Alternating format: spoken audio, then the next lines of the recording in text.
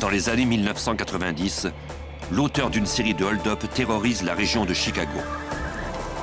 Expert en armes à feu et très au fait de la façon de faire des policiers, cet homme ne craint rien. Il frappe et disparaît aussitôt.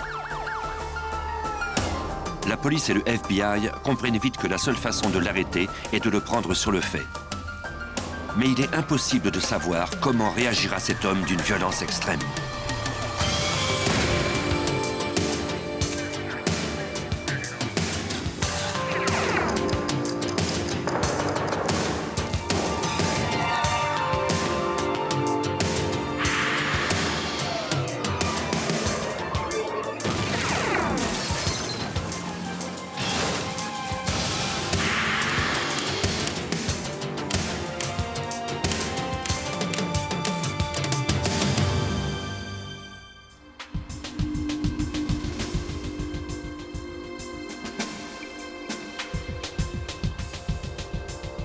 Le 5 mars 1990 à Chicago, en Illinois. Dans une banque au sud de la ville, les employés entamaient leur journée de travail comme d'habitude.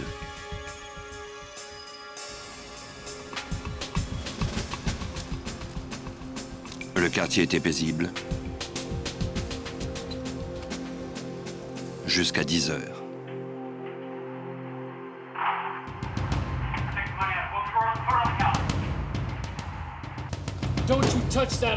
Le tireur déguisé menaça de tuer quiconque désobéirait à ses ordres.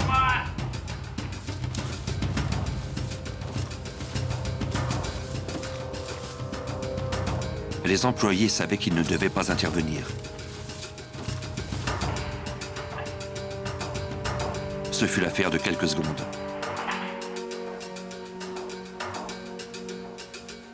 Une fois le danger écarté, ils appelèrent la police.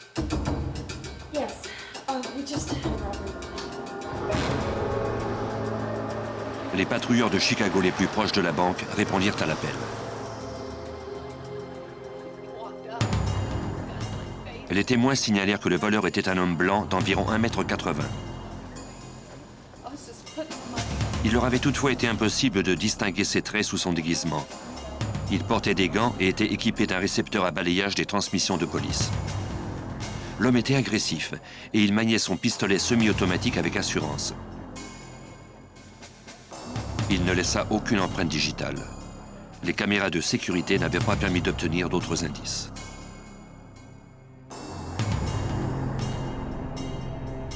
Les policiers quadrillèrent le secteur dans l'espoir de trouver d'autres témoins oculaires. Une femme qui vivait près de la banque croyait avoir aperçu le voleur. Selon elle, à peu près au moment du vol, elle avait vu un homme portant ce qui ressemblait à une fausse barbe monter à bord d'une petite berline 4 portes. Elle n'avait pas vu le numéro de la plaque, mais elle put fournir une description de la voiture.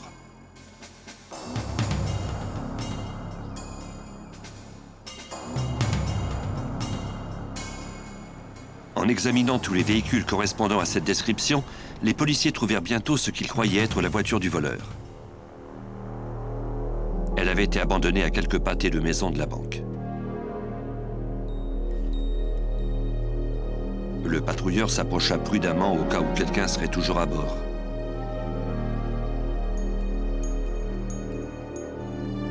Mais il n'y avait rien, à l'exception d'une serviette de papier dissimulant un système d'allumage brisé. Les vérifications permirent de constater que cette voiture avait été volée dans l'aire de stationnement d'un centre commercial 4 jours plus tôt. L'examen du véhicule ne permit malheureusement pas de trouver des indices sur le voleur. Aux États-Unis, les enquêtes sur les vols de banque relèvent du gouvernement fédéral. La police contacta donc le bureau du FBI de Chicago. Au cours de sa carrière, le superviseur et agent Bill Keefe a traité des dizaines d'appels pour des vols de banque. À ce moment-là, nous étions submergés par des vols de banque. Il y en avait eu 2 le même jour. Parfois, on était aux prises avec 3 vols par semaine. La plupart de ces crimes étaient commis par des amateurs qui procédaient à des hold-up sans plan précis et qui se faisaient rapidement capturer. Mais en examinant le rapport du braquage de cette banque, l'escouade constata que le crime avait été commis sans bavure et qu'il avait été méticuleusement planifié. Les agents croyaient que l'homme à la fausse barbe n'était pas un amateur et qu'il signerait encore d'autres crimes.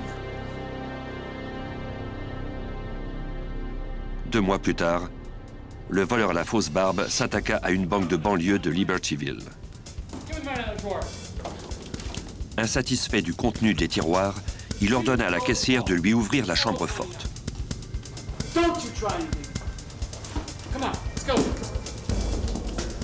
Il déclara que son récepteur lui permettrait de savoir si quelqu'un déclenchait l'alarme silencieuse.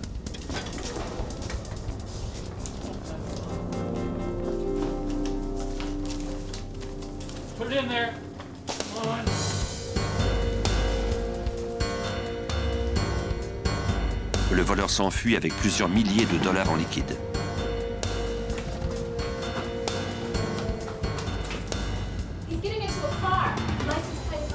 Mais cette fois-ci, la caissière eut le temps de noter le numéro de plaque de sa voiture. Pendant que la police de Libertyville cherchait le véhicule, les agents du FBI de Chicago interrogèrent les commis. L'agent spécial Hank Schmidt apprit alors que le tireur était plus agressif que la dernière fois. Il contrôlait les gens à la pointe de son arme. Il les intimidait en leur braquant l'arme au visage. Quand il s'adressait à quelqu'un, il pointait son arme dans sa direction, ce qui était très intimidant pour les caissiers et les clients. Même si les interrogatoires ne permirent pas d'obtenir des indices, la police trouva la voiture du voleur abandonnée à quelques pâtés de maison de la banque. Une fois de plus, le véhicule avait été volé devant un centre commercial 3 jours plus tôt. Et comme la dernière fois, le voleur avait recouvert le système d'allumage d'une serviette pour cacher son méfait. L'agent du FBI Dave Childrey faisait partie de l'escouade anti-vol. Avec son équipe, il avait enquêté sur un autre vol commis plus tôt à Wilmette et il croyait que le même homme était l'auteur de ce délit. Une caméra de surveillance fournit un indice terrifiant. On avait une image très nette du voleur dans laquelle on le voyait en position de Weaver. C'est une position de tir qu'on enseigne aux policiers et aux agents du FBI. Si c'est comme ça qu'on vous a appris à tirer, alors vous reconnaissez aussitôt cette position. Cette personne pouvait avoir subi un entraînement au sein des forces policières. Si c'était le cas, alors l'homme savait comment les enquêteurs travaillaient et il serait par conséquent très difficile à capturer. La presse locale surnomma le voleur le bandit barbu. Les enquêteurs profitèrent de la couverture médiatique de l'affaire pour demander l'aide du public. On fit publier des photos des vols en espérant que quelqu'un reconnaîtrait le voleur sous son déguisement. On a fait diffuser sa photo aux nouvelles. Il portait une fausse barbe, une moustache et une casquette. Mais malgré tout, on n'a rien obtenu du public.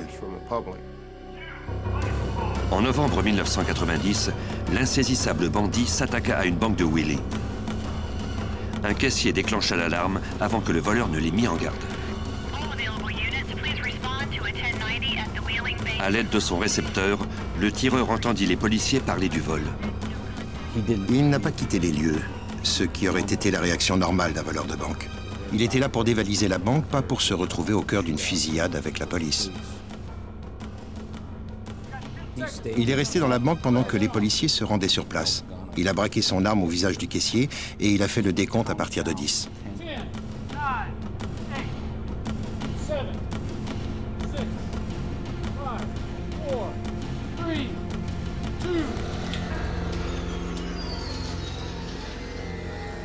Il semblait savoir de combien de temps il disposait avant l'arrivée des policiers. C'était là un autre indice qu'il était peut-être un agent de police. Les hold-ups se succédèrent. Le voleur semblait systématiquement choisir des banques situées dans différents territoires, ce qui compliquait l'enquête encore davantage. Il ne s'en est jamais pris à la même banque 2 fois. Les vols étaient commis dans la banlieue près du lac Michigan, puis à Schaumburg ou Elk Grove, ou encore dans le nord à Lake County comme le vol de Libertyville. Dès que le voleur s'attaquait à une nouvelle banlieue, le FBI devait contacter un nouveau service de police. Le chef de la police de Palatine, John Kozel, qui était alors sergent détective, apprit qu'il y avait eu un nouveau vol. On l'informa que le bandit s'enfuyait souvent à bord de voitures volées aux employés de centres commerciaux, peu après leur arrivée au travail. Il volait les voitures des employés, sachant ainsi que le vol ne serait signalé que 8 heures plus tard. Ainsi, il avait amplement le temps de partir avant que le signalement de la voiture ne soit introduit dans le système.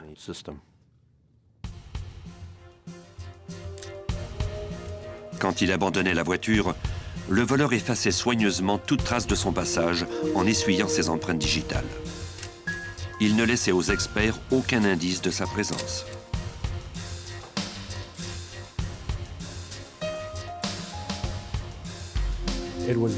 Il est devenu manifeste qu'il connaissait les techniques de prélèvement d'indices et les techniques policières. Cela eut pour résultat que les experts ne relevèrent aucun indice ayant la moindre valeur dans toutes ces voitures. Comme il était impossible d'identifier le voleur grâce au véhicule, les enquêteurs suivaient toutes les pistes imaginables. Ils se rendirent dans toutes les boutiques d'accessoires de théâtre, en espérant qu'un vendeur reconnaîtrait l'homme à la fausse barbe. Une fois de plus, les recherches furent infructueuses. Le bandit barbu commit 7 vols à main armée dans la région de Chicago entre janvier 1990 et février 1991. Puis, les vols cessèrent brusquement. On a réexaminé tout le dossier au cas où quelque chose nous aurait échappé. Peut-être avait-il été incarcéré ailleurs, peut-être était-il allé vivre dans un autre État ou était-il mort. On ne savait rien. Le bandit resta inactif pendant 9 mois. Le 4 novembre 1991, le policier Kevin Maher de Palatine était de service.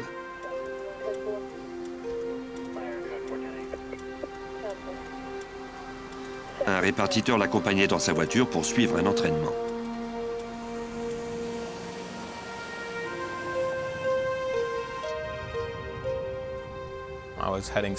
Je roulais direction sud sur Quinton Road quand j'ai vu un véhicule direction nord. En regardant dans mon rétroviseur, j'ai cru voir que la vignette était échue. J'ai fait demi-tour et j'ai dit à mon passager que j'allais rattraper la voiture pour vérification de la date. Si la vignette était bien échue, j'allais alors arrêter cette voiture et je pourrais lui montrer comment on procédait. On introduirait ensuite le numéro de la plaque dans notre ordinateur. Cela ne devait être qu'une procédure courante.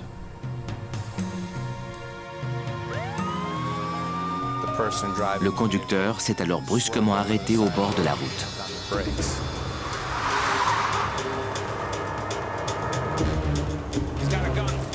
Le premier réflexe de Maher fut de protéger son passager.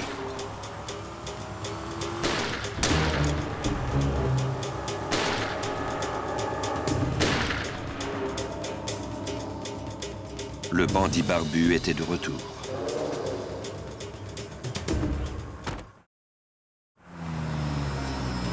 En novembre 1991, ce qui ne devait être qu'une procédure de routine se transforma bientôt en situation dangereuse quand un homme tira sur Kevin Maher, un policier de Palatine. J'étais en état de choc parce qu'on était en plein jour. Il était 11 heures et nous nous trouvions dans un quartier résidentiel paisible. C'était une vraie embuscade. La première balle qu'il a tirée a traversé mon pare-brise pour me toucher à l'épaule. J'ai aussi reçu des fragments de vitre dans l'oreille gauche. L'appel du policier fut retransmis sur la radio de la police d'État. Des policiers et du personnel médical d'une douzaine de banlieues affluèrent sur les lieux. Maher constate alors que l'un des projectiles avait traversé le pare-brise en plein centre et qu'il aurait pu être atteint à la tête s'il n'avait pas fait marche arrière et protégé son passager.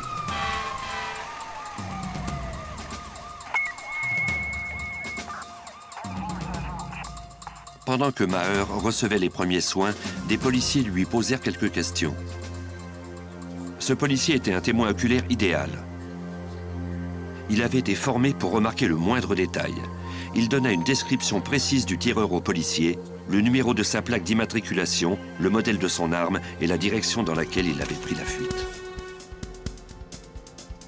Les policiers se dispersèrent en éventail.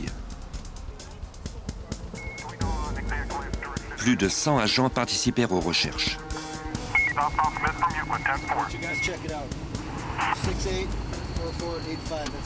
À 3 pâtés de maison du lieu de l'attaque, les policiers trouvèrent la voiture du tireur.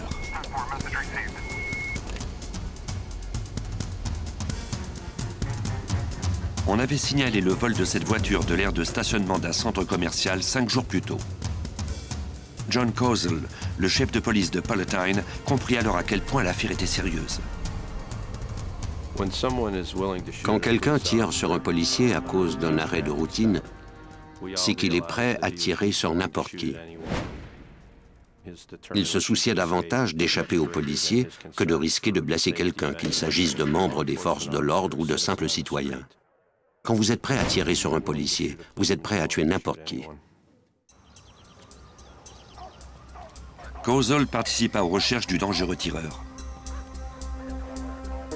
On a aussitôt érigé un périmètre de sécurité avec l'aide de la police d'État, des services de police des comtés et des policiers du secteur. On a fait venir des escouades canines, un hélicoptère surveillait du haut des airs. On a avisé toutes les écoles de la région de verrouiller leurs portes. Des experts examinèrent la voiture. Le système d'allumage était endommagé et caché par un morceau de papier.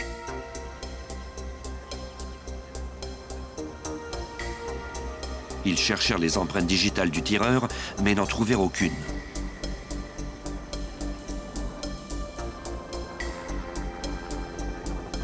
Malgré les efforts désespérés des policiers, le tireur était parvenu à prendre la fuite. Non seulement nous le prenons très mal quand un policier est la cible d'un tireur, mais nous savons tous qu'un citoyen ordinaire risque encore plus d'être blessé ou tué. Nous travaillons donc d'autant plus fort pour régler ces affaires. Pour obtenir davantage de ressources, les policiers contactèrent le superviseur et agent spécial Bill Keefe du FBI. Le chef de police de Palatine County m'a demandé de venir le rencontrer. On avait dressé un portrait robot et tous les enquêteurs réexaminaient les circonstances entourant cette fusillade. Depuis près de 2 ans, Keefe et son escouade enquêtaient sur l'affaire du bandit barbu. On m'a demandé d'examiner la voiture qu'on avait trouvée. Quand j'ai vu le système d'allumage, j'ai su que c'était notre braqueur de banque. Après avoir reçu les soins nécessaires, l'agent Maher se rendit au poste de police pour y examiner les photos du bandit barbu. Selon lui, le braqueur de banque ressemblait beaucoup à l'homme qui avait fait feu sur lui. On en a déduit qu'il se préparait à braquer une banque. Il savait qu'en vérifiant la plaque de l'auto, le policier découvrirait qu'elle était volée. Il avait aussi des armes dans sa voiture. Il ne pourrait pas les cacher si un policier marchait jusqu'à sa voiture. Le bandit barbu était de plus en plus violent. Ce type n'allait pas s'arrêter. Nous devions trouver une façon de l'identifier, de le faire inculper ou de le prendre sur le fait. Comme le suspect semblait être au fait des procédures policières, les enquêteurs durent faire quelques ajustements. Quand on a appris que ce type violent entendait tous les messages radio de la police, on a cessé de donner le nom de la banque. On donnait plutôt un code numérique propre à chaque banque. L'escouade espérait ainsi que les policiers pourraient répondre aux appels de vol à l'insu du bandit.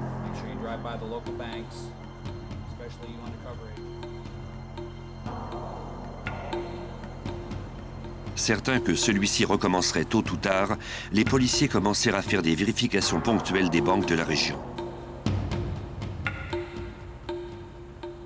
Le 18 novembre, 2 semaines après la fusillade, les agents d'Elgrove Village ne virent rien de suspect dans l'une des banques qui figurait sur leur liste.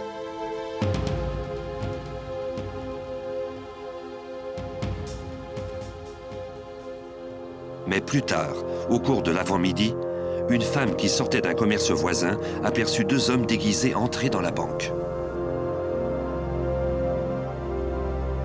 911, can I help you? La femme appela la police. Les voleurs passèrent alors à l'action. Le bandit exigea qu'on lui remette l'argent de la chambre forte pendant que son complice montait la garde. La téléphoniste du service d'urgence transmit alors un code au patrouilleur. Elle ne révéla toutefois aucune autre information sur les ondes. Le FBI fut également alerté. L'agent spécial Hank Schmidt était conscient du danger que cela représentait. On craignait que le voleur fasse feu alors qu'il braquait son arme au visage des employés. La situation était risquée, d'autant plus qu'il y avait maintenant non pas un, mais bien 2 hommes armés. Dans la banque, la gérante expliqua au voleur qu'il lui était impossible d'entrer dans la chambre forte car la porte était munie d'un dispositif d'action différé. Pendant ce temps, la répartitrice demanda aux témoins de quitter les lieux au cas où il y aurait une fusillade. Les voleurs prirent la fuite avec l'argent que contenaient les tiroirs. Ignorant que la police avait déjà été avisée, la caissière déclencha l'alarme. Les agents d'Elk Grove arrivèrent sur les lieux sans avoir mis en marche leur sirène et ils cernèrent la banque. Si les voleurs étaient toujours à l'intérieur et qu'ils entendaient la police, ils pourraient prendre des otages. Les policiers couraient un danger encore plus grand, comme nous l'explique John Kozel, le chef de police de Palatine. Pour la première fois, il y avait 2 braqueurs de banque. Bien entendu, cela nous donnait encore plus un sentiment d'urgence. Maintenant, on avait 2 types sur les bras et les policiers sur place devaient en tenir compte. Les policiers vérifièrent d'abord l'intérieur de l'établissement. Selon un témoin, le complice était plus petit que l'autre. Et c'était peut-être même une femme déguisée en homme. Après le vol d'Elk Grove, la police trouva 2 voitures portant la signature du bandit, le système d'allumage camouflé. Il s'agissait là encore d'une démonstration des habiletés de ce criminel. Pour effacer ses traces, il abandonnait la voiture à bord de laquelle tous les témoins l'avaient vu monter à seulement un pâté de maison. Il montait ensuite dans cette autre voiture, laissez-la plus tôt. Ainsi, il n'était plus à bord du véhicule recherché. Toutes les voitures qu'il choisissait se ressemblaient, comme s'en souvient l'agent spécial Dave Childrey. On a pu dresser le portrait type de ces voitures en termes de modèle et de taille. C'était des voitures qu'on ne remarque pas, des voitures comme on en voit tous les jours. Après les avoir volées, il les laissait pendant quelques jours et ne s'en resservait que le jour du hold-up. L'escouade demanda qu'on l'avise de tout vol de voitures de ce type dans les aires de stationnement des centres commerciaux. On nous transmettait la description des voitures volées dans les banlieues du Nord-Ouest et dans la ville de Chicago. On mettait ces informations à jour toutes les semaines. L'agent Scott Bakken du FBI et le sergent Steve Peterson de la police de Chicago se sont rendus dans près de 60 services de police.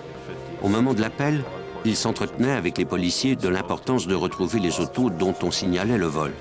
Ces visites sont bien plus efficaces qu'une simple diffusion de la nouvelle sur notre réseau. Les agents espéraient trouver quelque part dans la région métropolitaine la voiture qu'avait volée le bandit avant qu'il ne l'utilise pour commettre son prochain vol de banque.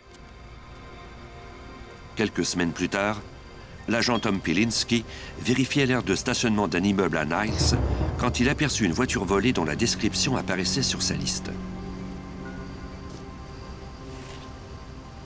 Cela ressemblait à s'y méprendre au travail du bandit barbu. Si les policiers trouvaient l'une de ces voitures volées en vérifiant la plaque d'immatriculation, ils devaient nous le signaler. C'est exactement ce qui est arrivé. On a alors fait surveiller le véhicule. Les agents du FBI, ainsi que les policiers et les enquêteurs de Niles, surveillèrent la voiture 24 heures par jour depuis un appartement vide. Le 13 décembre, on a découvert que la police de Rolling Meadows avait trouvé une autre voiture volée, laissée vraisemblablement à cet endroit par le bandit barbu. Kozel était convaincu qu'ils étaient sur la bonne voie. Ces deux voitures avaient été volées devant d'importants centres commerciaux et elles appartenaient à des employés de ces établissements. Cela correspondait au mode d'opération de notre type. Les agents mirent également sous surveillance la seconde voiture à Rolling Meadows.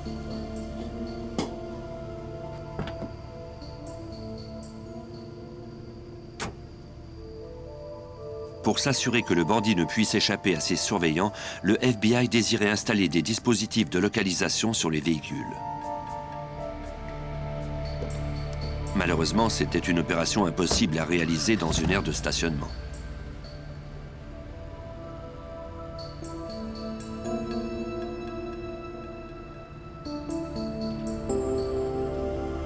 Un soir, à une heure avancée, les agents remplacèrent les deux voitures par deux véhicules identiques pendant quelques heures.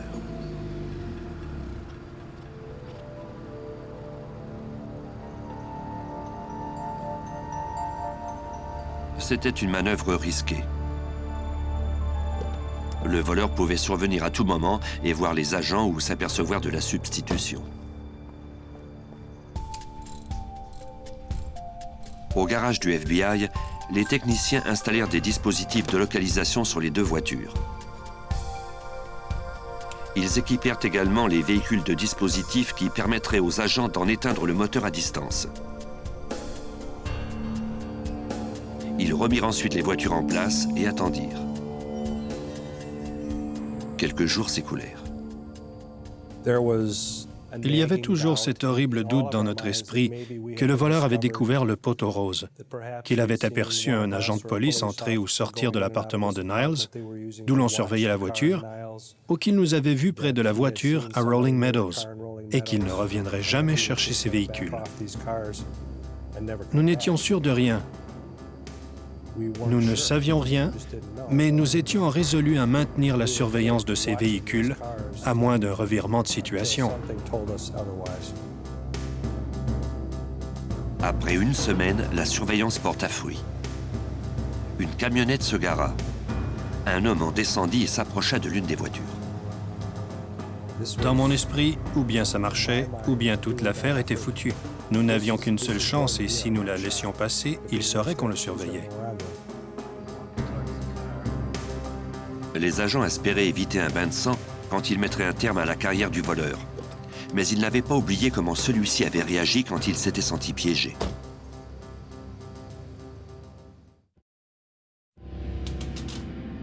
En 1991, les enquêteurs de la région de Chicago surveillaient deux voitures qui, selon eux, serviraient au bandit barbu lors de son prochain hold-up quand ils virent un homme monter à bord de l'un des véhicules.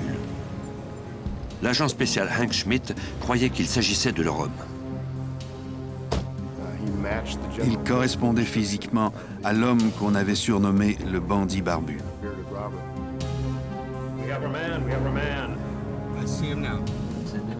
L'homme avait été amené là par quelqu'un qui conduisait une camionnette.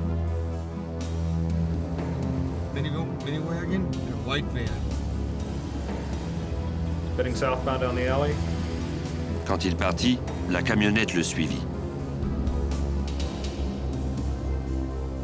Les enquêteurs furent incapables d'identifier les deux conducteurs. Ils devaient se montrer prudents. Si le bandit barbu et son complice s'apercevaient qu'ils étaient suivis, ils pourraient faire feu. Mais les techniciens du FBI avaient installé un dispositif de localisation sur la voiture, ce qui permettait aux agents de la suivre à distance. L'homme gara la voiture volée à proximité d'une banque de banlieue. Quand il entendit la nouvelle, l'agent spécial et superviseur Bill Keefe comprit qu'ils avaient enfin touché leur cible. Au moment où le véhicule est arrivé près de la banque, notre niveau d'adrénaline a monté en flèche, car nous savions qu'on allait réussir. La voiture était vraisemblablement le premier véhicule que prendrait le voleur le lendemain. Les agents croyaient que les deux suspects iraient ensuite chercher la seconde voiture à Rolling Meadows.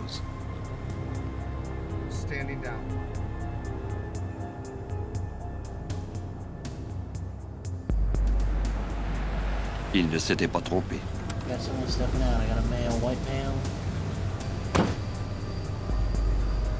Ce second véhicule était également muni du dispositif de localisation.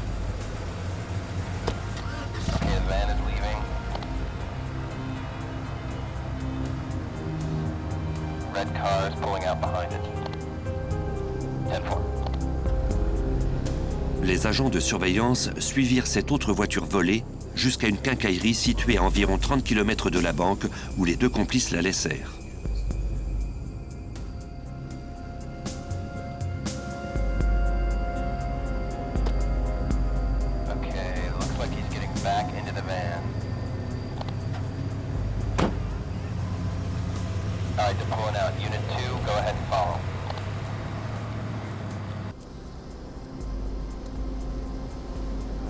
Maintenant que les deux suspects étaient à bord de la camionnette, les agents ne pouvaient plus compter sur les dispositifs de localisation et ils devaient les prendre en filature. Ils suivirent la camionnette jusqu'à Hanover Park où ils les virent se garer devant une maison.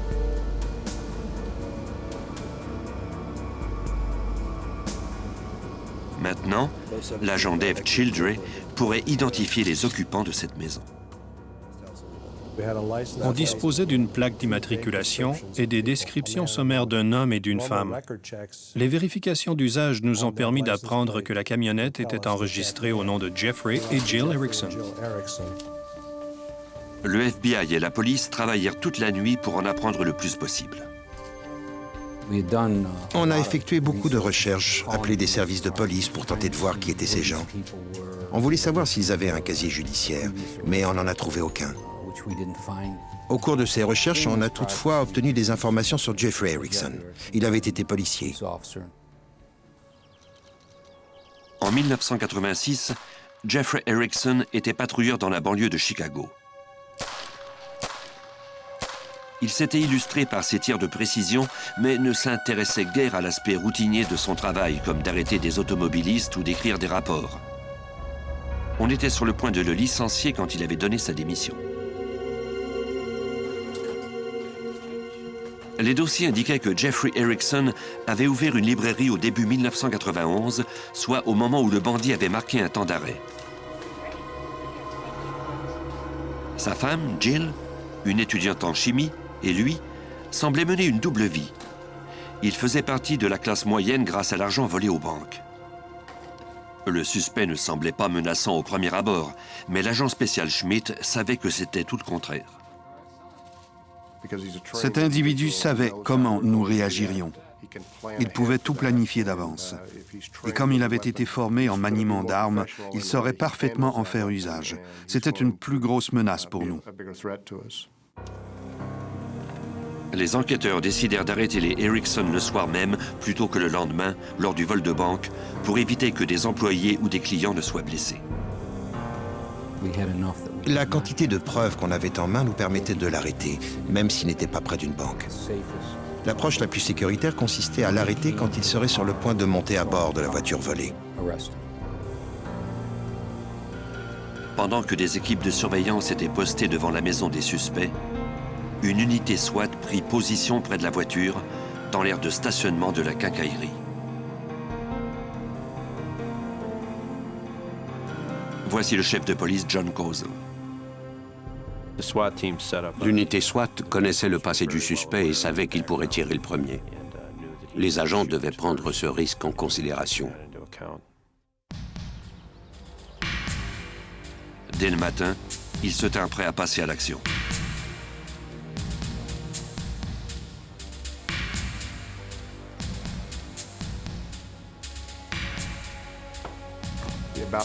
Au milieu de l'avant-midi, les unités de surveillance nous ont informé que la camionnette avait quitté la résidence avec au moins 2 personnes à son bord. Elle se dirigeait vers la voiture volée.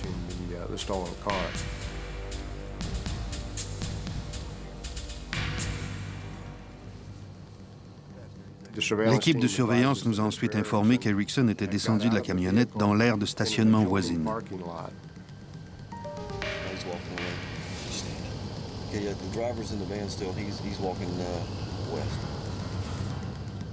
Le FBI avait installé un dispositif qui éteignait le moteur de la voiture à distance. On l'a vu arriver par le coin du stationnement et se diriger vers le véhicule, y monter, puis faire démarrer le moteur.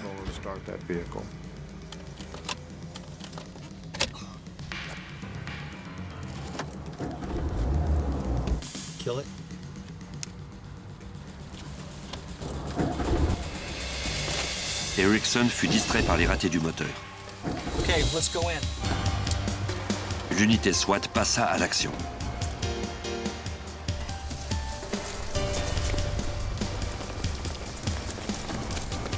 Back out of the car! Out of the car! Put your hands where I can see. Get back out of that bag! Out of the car, put your hands where I can see. On n'a qu'une fraction de seconde pour décider de faire feu ou pas. Hands back in there, get out of the car. La plupart des policiers préfèrent ne pas avoir à tirer sur un individu. Personne ne veut enlever une vie. On avait le sentiment qu'on avait la situation bien en main. Out of the car! Slowly. Après avoir tenté d'ouvrir son sac à 2 reprises, Erickson finit par obtempérer.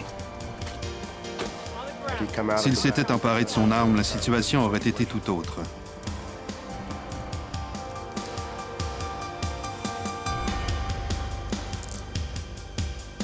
Pendant qu'on le conduisait vers une prison fédérale, je lui ai demandé « Comme vous avez été policier, vous saviez qu'en faisant un tel geste, on vous tirerait dessus. » Il m'a répondu « Je me suis dit que vous me tireriez une balle dans la tête et que ce serait vite fini. »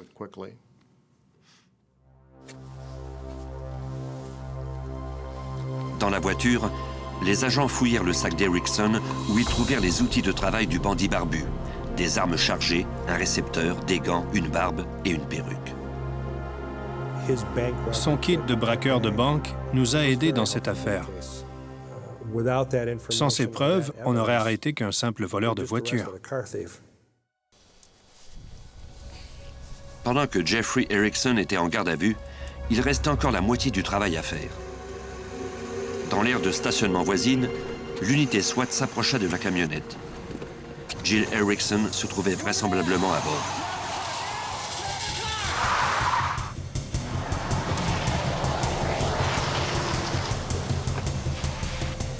Les agents peinèrent à la suivre.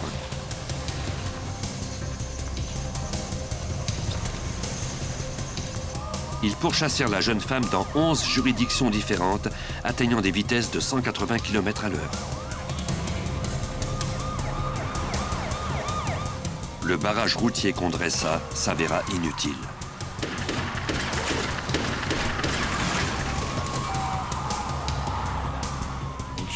Elle a tiré à plusieurs reprises depuis sa camionnette, soit sur les agents à sa poursuite, soit sur les autres automobilistes.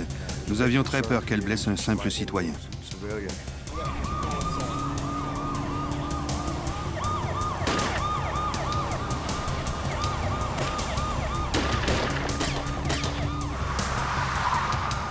Les agents tirèrent quelques projectiles sur les pneus arrière de la camionnette. Mais sa conductrice refusait d'abandonner la partie.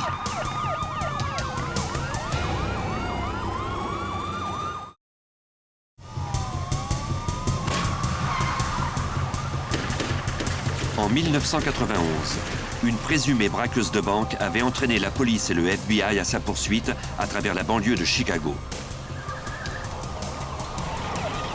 Sa camionnette se retrouva bientôt dans un secteur sans issue.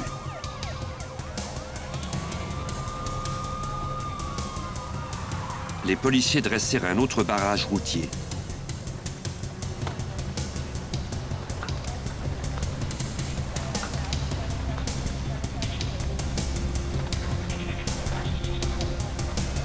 Quand la camionnette fonça droit sur eux, ils durent faire feu.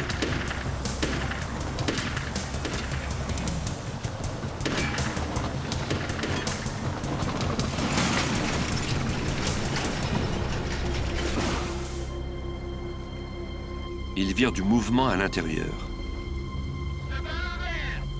Puis, un agent du FBI s'approcha prudemment.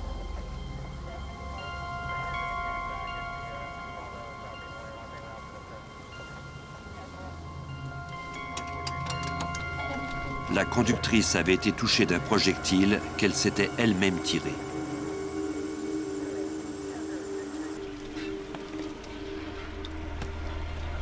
c'était bien Jill Erickson. Plus tard dans la soirée, à l'hôpital, elle mourut. L'agent spécial Hank Schmidt nous raconte. Je crois qu'ils avaient peut-être fait le pacte de ne jamais se faire arrêter. Ce jour-là, elle a tenu promesse, et lui, pour une raison qu'on ignore, ne l'a pas fait.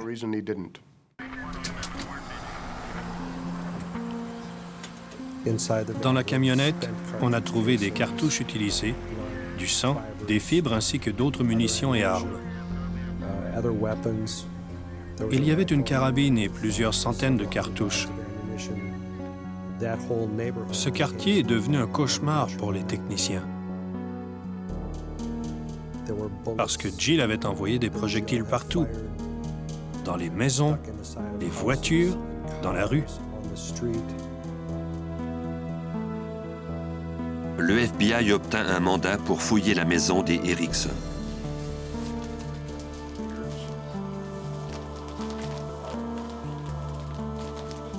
On a trouvé de l'argent liquide. Mais ce qui m'a impressionné le plus, c'était la quantité d'armes dans la maison. Si on avait procédé à l'arrestation à cet endroit, cela se serait transformé en partie de chasse. Il y avait autant d'armes dans cette maison qu'on retrouve de bibelots, de tableaux ou des objets de décoration ailleurs. Parmi les armes trouvées, on tomba sur le fusil d'assaut semi-automatique de calibre 223 qui avait servi lors de l'attaque de l'agent Kevin Maher. Le chef de police Kozel comprit alors qu'une fusillade aurait pu être mortelle autant pour l'agent que pour le suspect. Ces armes étaient aussi dangereuses que celles des forces policières. Ces armes d'épaule utilisaient des munitions capables de transpercer un gilet pare-balles. Une autre découverte dans la maison montrait bien dans quel état d'esprit vivaient les deux suspects. Une des choses qu'on a trouvées plutôt ironique, c'est que la télévision était allumée et que le magnétoscope fonctionnait. Il y avait une copie de Bonnie and Clyde à l'intérieur et la scène où la cassette était arrêtée était celle où Bonnie et Clyde sont blessés et vont mourir. Il était évident que c'était un film qu'ils regardaient avant d'aller braquer une banque. Même si un voleur était mort et que l'autre était en détention provisoire, la violence ne cesserait pas pour autant. Le procès de Jeffrey Erickson s'ouvrit le 13 juillet 1992. Les preuves accumulées contre lui étaient convaincantes. Selon toutes les conversations que nous avions avec le bureau du procureur, le procès allait bien. Ils étaient très encouragés et croyaient avoir assez de preuves pour le faire condamner. Après l'ajournement du 20 juillet 1992, deux gardes firent monter Erickson et d'autres prisonniers à bord d'un ascenseur.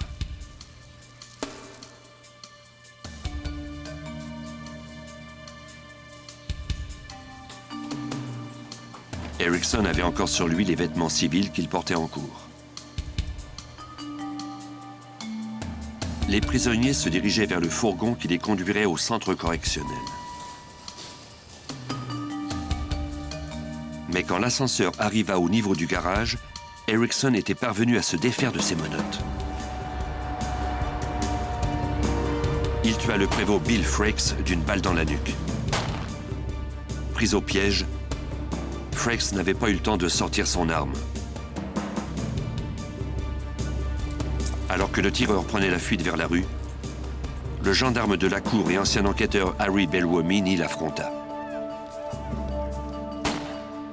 Erickson tira à la poitrine de l'ancien policier. Mais avant de mourir, Belwomini eut le temps de tirer 4 projectiles, blessant mortellement Erickson. Le tireur n'était qu'à une dizaine de mètres d'une rue passante quand il poussa son dernier soupir. On a fait appel à toutes ces ressources pour avoir raison de cet individu. Il avait été capturé et comparaissait en cour. On aurait pu croire que l'affaire était close. Mais malheureusement, la seule personne qui est parvenue à arrêter cet individu a été Harry Belwomini, ce très courageux policier qui, en mourant, a tué Jeff Erickson. Bill Frakes venait tout juste de se marier et il n'avait commencé sa carrière que 9 mois plus tôt. Harry Belwomini, lui, était policier depuis 31 ans. 2 de ses enfants sont maintenant agents au service de police de Chicago. Ils poursuivent l'œuvre de leur père.